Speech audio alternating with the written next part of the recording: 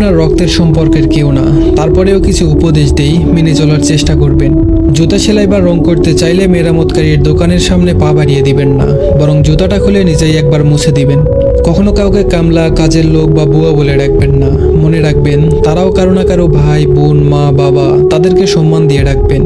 বয়স, শিক্ষা, পদ বা পদবীর দিক দিয়ে হলেও কেউ ছোট হলে কখনো কাউকে ছোট করে দেখবেন না, নাইলে আপনিও নিজেই ছোট হয়ে যাবেন। পড়াশোনা করে জীবনে উন্নতি করুন, কিন্তু কারো ঘাড়ে পা দিয়ে উপরে ওঠার চেষ্টা করবেন না। সবসময় পাওয়ার চেয়ে দেওয়ার চেষ্টা বেশি করবেন।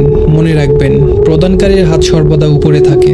এমন কিছু করবেন না যার জন্য আপনার এবং আপনার পরিবারের উপর কারো আঙ্গুল ওঠে।